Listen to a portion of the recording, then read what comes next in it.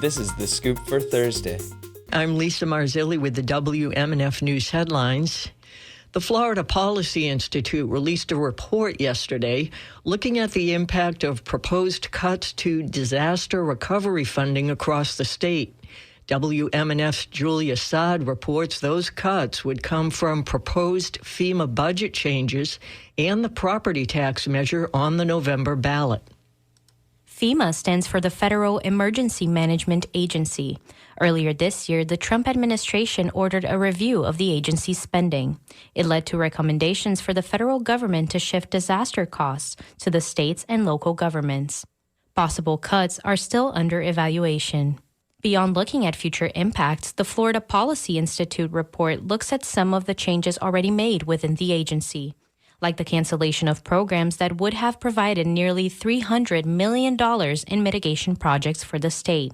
Ethan Fry from the Florida Policy Institute says the report also looks at property tax amendment and its impacts on local governments' budgets. Where they would go to find that revenue, it would be a real pickle. He warns that the Florida counties most affected by previous storms, such as Monroe, Lee, Bay, Taylor, and Sarasota, will have a harder time finding funding for disaster relief if both Amendment 3 is approved and the FEMA cuts continue. For Hurricane Ian in Lee County, Michael in Bay County, Helene, Milton, Irma, FEMA is pretty close to 100% reimbursement for all the damage that Florida's infrastructure incurred.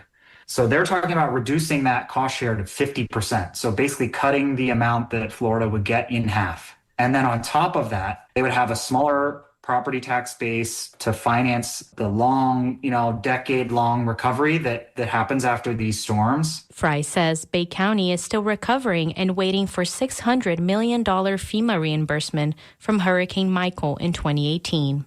Sarasota has also been waiting roughly a decade for projects that are ranking up to $225 million in recovery funds. For WMNF News, I'm Julia Saad. A vote to build a new stadium for the Tampa Bay Rays could happen as early as next week.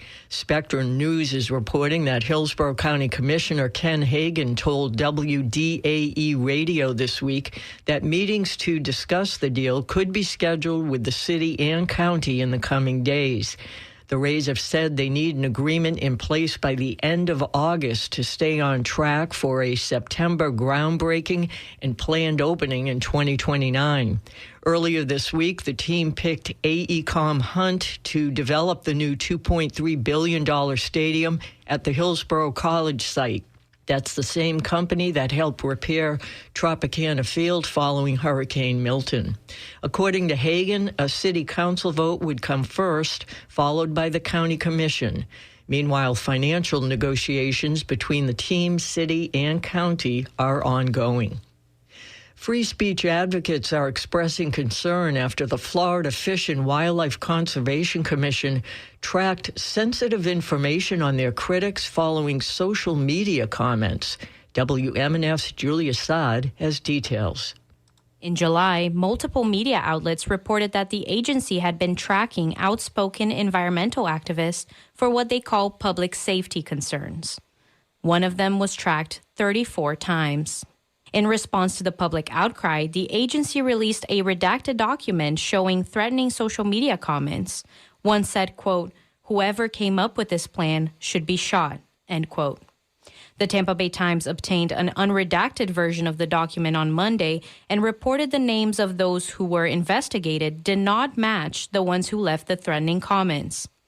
The agency tracked sensitive personal information of over 20 outspoken activists through the driver and vehicle information database.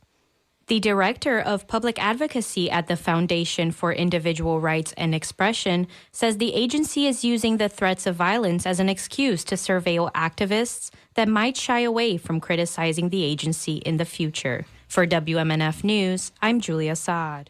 In weather, it's going to be partly sunny today with a high of 93 and a 40% chance of scattered afternoon storms. Lows tonight will be around 80 degrees, and the same forecast is on tap for Friday. I'm Lisa Marzilli with the WMNF News headlines. This is The Scoop, recorded at WMNF Tampa.